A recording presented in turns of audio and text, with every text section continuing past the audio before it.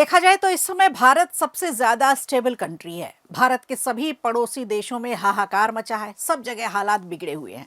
बांग्लादेश कठपुतली बना हुआ है, पाकिस्तान आतंकिस्तान बनकर कभी चीन तो कभी अमेरिका के इशारे पर है। श्रीलंका और नेपाल की अराजकता हम देख ही चुके हैं।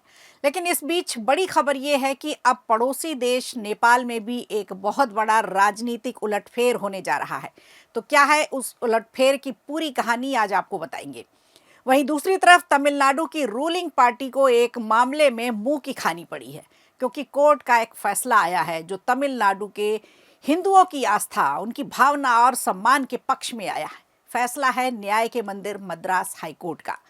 कार्तिकेय दीपम के आदेश को बरकरार रखते हुए तिरुपरम कुंद्रम पहाड़ी पर दिया जलाने की अब इजाजत मिल गई है, क्योंकि ये फैसला डीएमके के खिलाफ गया है और आज इस पर भी बात करेंगे। इसके अलावा इस समय चुनावी नैया में सवार हिचकोले ले रही है बंगाल की सरकार। तो क्या गंगा सागर सेतु बनने जा रहा है सीएम ममता के लिए चुनावी सेतु? आखिर कितना सधेगा हिंदू वोट बैंक? इससे एक नजर इस पर भी आज के शो में। नमस्कार, खबर प्रधान शो देख रहे हैं आप और मैं हूं संगीता श्रीवास्तव।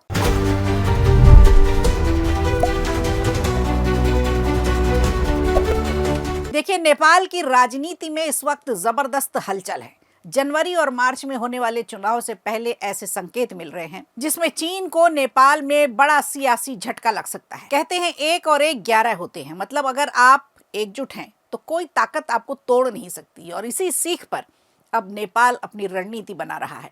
दरअसल नेपाल की 4 बड़ी राजनीतिक पार्टियां, नेपाली कांग्रेस, केपी शर्मा ओली की यूएमएल, प्रचंड की नेकपा और जनता समाजवादी पार्टी नेपाल अब एक बड़े महागठबंधन में जुड़ने की तैयारी में है। और इस संभावित गठबंधन का मकसद सिर्फ सत्ता नहीं, बल्कि चीन समर्थकों के राजनीतिक गठजोड़ को रोकना है। नेपाल में हाल ही में एक नया राजनीतिक समीकरण उभरा। दरअसल काठमांडू के चर्चित मेयर बालेंद्र शाह, जिन्हें लोग बालेन के नाम से भी जानते हैं, उन्होंने अब राष्ट्रीय स्वतंत्र पार्टी यानी आरएसपी का दामन थाम लिया है। आरएसपी के प्रमुख है रवि लमिछाने, जो पहले एक चर्चित टीवी एंकर रह चुके हैं। कुछ खबरों के माने तो ये दावा किया जा रहा है कि अगर 5 मार्च में होने वाले संसदीय चुनाव में आरएसपी जीत हासिल करती है तो 35 साल के बालेन शाह नेपाल के प्रधानमंत्री बनाए जा सकते हैं, जबकि 48 साल के रवि लमिछाने पार्टी प्रमुख बने रहेंगे। यही सियासी समझौता नेपाल की राजनीति में भूचाल लेकर आया है। बालेन शाह को लेकर सबसे बड़ा सवाल उनकी विदेश नीति सोच को लेकर है, उनकी मानसिकता को लेकर है। दरअसल बालेन शाह का रिकॉर्ड बताता है कि वो खुले तौर पर भारत विरोधी बयान देते रहे हैं और इसी वजह से उन्हें चीनी फ्रेंडली माना जाता है। यही कारण है कि अब नेपाल की 4 बड़ी पार्टियां बालेन शाह और आरएसपी के गठबंधन को रोकने के लिए एकजुट हो गई हैं। काठमांडू पोस्ट की रिपोर्ट के मुताबिक 25 जनवरी को होने वाले नेशनल असेंबली चुनाव के लिए इन चारों पार्टियों के बीच सीट बंटवारे को लेकर बातचीत लगभग अंतिम चरण में है। इस चुनाव में 18 सीटें दांव पर हैं, क्योंकि 4 मार्च को 18 सदस्य रिटायर भी हो रहे हैं। कुछ खबरों के मुताबिक सीट बंटवारे का संभावित फॉर्मूला कुछ ऐसा हो सकता है। हम आपसे एक बार चर्चा करते हैं इस पर। नेपाली कांग्रेस को मिल सकती है 7 सीटें, यूएमएल को मिल सकती है 6 सीटें और नेपाल कम्युनिस्ट पार्टी को 4 सीटें। और इसके अलावा जनता समाजवादी पार्टी नेपाल को 1 सीट और यूएमएल के शीर्ष नेता लगातार इस पर बैठक भी कर रहे हैं। और 7 जनवरी तक नामांकन दाखिल किए जाने हैं। और सबसे अहम सवाल इस पर यह है कि क्या ये गठबंधन मार्च में होने वाले संसदीय चुनाव में भी जारी रहेगा? दरअसल कांग्रेस के वरिष्ठ नेताओं का कहना है कि यूएमएल के साथ संसदीय चुनाव को लेकर भी बातचीत चल रही है।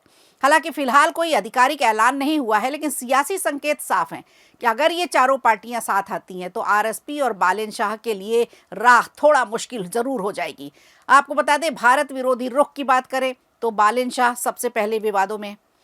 साल 2023 में उन्होंने काठमांडू में बॉलीवुड फिल्मों पर बैन लगाने की चेतावनी दी थी। फिल्म आदि पुरुष के एक डायलॉग को लेकर बालेन शाह का कहना है कि सीता नेपाल की बेटी है, भारत की नहीं। इतना ही नहीं, उन्होंने अपने दफ्तर में ग्रेटर नेपाल का नक्शा भी लगवाया है, जिसमें भारत के खिलाफ संदेश के तौर पर देखा जा रहा है। ऐसे में अब देखना यह दिलचस्प होगा कि क्या नेपाल की 4 बड़ी पार्टियों का ये गठबंधन चीनी समर्थित राजनीतिक चेहरे जो बालेन शाह का है उसे सत्ता से दूर रख पाएंगे या नहीं, या फिर नेपाल की राजनीति किसी एक नए दौर में प्रवेश करने जा रही है। हालांकि ऐसा देखा गया है कि चीन हमेशा से ही भारत के पड़ोसी देशों में दखल देता रहा है। श्रीलंका का क्या हाल हुआ हम सब ने देखा, और किसकी वजह से हुआ ये भी हमें पता है। इसके अलावा कुछ दिनों पहले बलूच नेता मीर यार बलूच ने भी यही दावा किया था कि चीन उनके इलाके में कब्जा करने की सोच रहा है। हालांकि अब देखना दिलचस्प होगा कि नेपाल में चल रहे इस पॉलिटिक क्राइसिस को कैसे सुलझाया जाता है। क्या चारों दल एक साथ आ जाते हैं और क्या बालेन शाह को ये रोक पाएंगे? अभी इसके लिए वक्त है।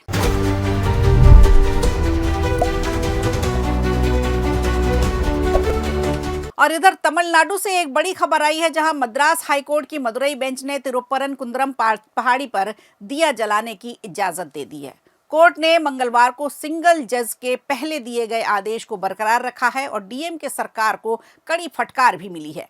दरअसल ये मामला तिरुपरम कुंद्रम पहाड़ी पर स्थित दीप स्तंभ यानी दीप थून पर दिया जलाने की परंपरा से जुड़ा हुआ है। राज्य सरकार ने इस पर आपत्ति जताई थी, लेकिन हाई कोर्ट की डिवीजन बेंच ने साफ कर दिया कि ये स्थान श्री सुब्रमण्यम स्वामी मंदिर का है और यहाँ दिया जलाना कोई नई या अवैध परंपरा नहीं है। कोर्ट ने यह भी कहा कि ये मानना ही हास्यास्पद है कि एक दिया जलाने से सार्वजनिक शांति भंग हो सकती है। जस्टिस जी जयचंद्रन और के रामकृष्णन की बेंच ने अपने फैसले में बेहद सख्त टिप्पणी करते हुए कहा कि ये कल्पना करना भी मुश्किल है कि एक शक्तिशाली राज्य सरकार देवस्थानम की जमीन पर साल में एक दिन दिया लगाने से डर रही है। क्यों दिया जलाने से यहाँ मना किया जा रहा है? ऐसा तभी संभव है जब गड़बड़ी खुद राज्य द्वारा प्रायोजित की गई हो। अदालत ने आगे ये भी कहा कि कोई भी राज्य अपने राजनीतिक एजेंडे को पूरा करने के लिए इतने निचले स्तर तक ना गिरे। ये टिप्पणी सीधे तौर पर स्टालिन सरकार पर गंभीर सवाल भी खड़े करती है। इस फैसले के बाद राजनीतिक प्रतिक्रियाएं भी तेज हो गई हैं। केंद्रीय मंत्री और तमिलनाडु विधानसभा चुनावी प्रभारी पीयूष गोयल ने स्टालिन सरकार पर जोरदार हमला बोला है। पीयूष गोयल ने कहा है कि ये बहुत ही सुखद बात है कि तमिलनाडु हाईकोर्ट ने पहाड़ी पर दीप जलाने की अनुमति दे दी है। यहाँ के श्रद्धालुओं को आखिरकार न्याय तो मिला। पीयूष गोयल ने आगे कहा कि ये कोई संयोग नहीं है। मुख्यमंत्री स्टालिन और उनके बेटे उदयनिधि स्टालिन लगातार सनातन धर्म के खिलाफ अपमानजनक टिप्पणियां करते रहे हैं। उन्होंने आरोप लगाया कि उदयनिधि स्टालिन खुद हिंदुओं के खिलाफ बयान देते हैं और डीएमके की राजनीति हिंदू विरोधी मानसिकता से ही प्रेरित होती है। पीयूष गोयल ने एक और गंभीर मुद्दा उठाते हुए हाल ही में सिंगल जज जीआर स्वामीनाथन के फैसले के खिलाफ डीएमके और इंडिया गठबंधन के सांसदों ने संसद में इम्पीचमेंट मोशन लाया था। न्यायपालिका में राजनीतिक हस्तक्षेप का उदाहरण बताया। पीयूष गोयल ने कहा कि आज उन सभी लोगों को बड़ा झटका लगा है जो इम्पीचमेंट की मांग कर रहे थे। तो आज साफ हो गया कि डीएमके हिंदू विरुद्ध तरीके से काम करती है और अब मद्रास हाईकोर्ट का ये फैसला सिर्फ एक दिया जलाने की अनुमति नहीं, बल्कि हिंदुओं की आस्था, परंपरा और संवैधानिक अधिकारों की जीत है। अब सवाल यही है कि क्या तमिलनाडु सरकार कोर्ट की इस सख्त टिप्पणी से सबक लेगी या फिर विवादों में आने के लिए फिर कोई नया सियासी मुद्दा ढूंढेगी। सोचिए, सेकुलर का ढोंग पीटने वाले ये नेता अपने राज्य में एक मंदिर में दिया जलाने नहीं दे सकते, तो इनसे क्या उम्मीद रखी जा सकती है। खैर, Stalin and family and company सबको सेकुलर मानती है, क्योंकि अगर सेकुलर मानती हैं तो हिंदू मंदिर का फैसला न्याय के मंदिर से नहीं बल्कि प्रशासन से होता है। अब इस पर कुछ लोग कह रहे हैं कि सनातन को बीमारियों से कंपेयर करने वाले तुष्टीकरण से पनपे हुए नेताओं से और भी क्या उम्मीद लगाई जा सकती है। तो स्टालिन को सबक जरूर मिला होगा।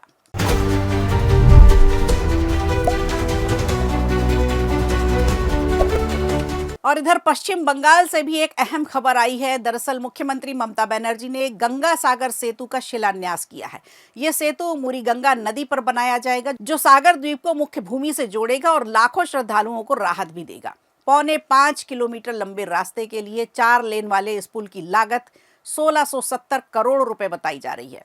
राज्य सरकार का दावा है कि ये परियोजना 2 से 3 साल में पूरी हो जाएगी। सागर द्वीप दक्षिण 24 परगना जिले में ही स्थित है, जहां हर साल माघ के महीने में गंगा सागर मेला भी लगता है। खासकर मकर संक्रांति यानी 14 जनवरी को देश भर से लाखों श्रद्धालु कपिल मुनि मंदिर में पूजा अर्चना के लिए पहुंचते हैं।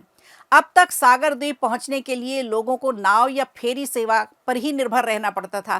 फेरी में औसतन 45 मिनट से 1.5 घंटे का भी समय लगता था और खराब मौसम हुआ तो ये सेवा कई घंटों तक ठप्प रहती थी। लेकिन गंगा सागर सेतु बनने के बाद यात्रा का समय अब घट जाएगा और ये सिर्फ 10 से 15 मिनट का हो जाएगा। इससे न सिर्फ गंगा सागर मेले में सुविधा बढ़ेगी बल्कि शिक्षा, स्वास्थ्य, व्यापार भी सागर द्वीप तक आसानी से पहुंच जाएगा। अब शिलान्यास से कार्यक्रम के दौरान सीएम ममता बनर्जी ने कहा कि इस पुल से 1 करोड़ से ज्यादा हिंदुओं को सहूलियत मिलेगी। हालांकि उन्होंने केंद्र सरकार पर निशाना साधते हुए कहा कि इस योजना में केंद्र को मदद करनी चाहिए थी, लेकिन केंद्र सरकार से हम भीख नहीं मांगेंगे। बंगाल सरकार खुद ही इस परियोजना को पूरा करा लेगी।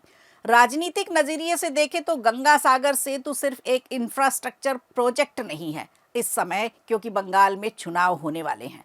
ये बल्कि बंगाल की सियासत में एक बड़ा संदेश भी है। हिंदू श्रद्धालुओं को सीधा सीधा फायदा देने की बात है। दूसरी तरफ बीजेपी के खिलाफ ममता बनर्जी की राजनीतिक रणनीति भी है। हालांकि पिछले कई समय से देखा जा रहा है कि ममता बनर्जी का पॉलिटिकल इंटरेस्ट बदल गया है, क्योंकि इससे पहले भी उन्होंने महाकाल मंदिर की तर्ज पर मंदिर बनवाने की बात रखी और अब गंगा सागर सेतु। तो आप समझ सकते हैं कि हिंदुओं के एकजुट होने को, हिंदुओं के जो बीजेपी के पक्ष में जाने की बातें कही जा रही हैं, उस वोट बैंक को अपनी तरफ लाने के लिए ये तमाम मंदिरों की बातें ममता बनर्जी इस समय कर रही हैं। तो आप क्या सोचते हैं इस मुद्दे को लेकर कि ममता बनर्जी क्या वाकई में हिंदू वोटों का ध्रुवीकरण करने जा रही हैं अपनी तरफ, या जो बीजेपी की तरफ जा रहे हैं उन्हें अपनी तरफ वापस लाने की कवायद चल रही है? कमेंट करके हमें ज़रूर बताइएगा। नमस्कार। वीडियो अच्छा लगा हो तो लाइक कीजिए, शेयर कीजिए और कमेंट बॉक्स में हमें ज़रूर बताइए।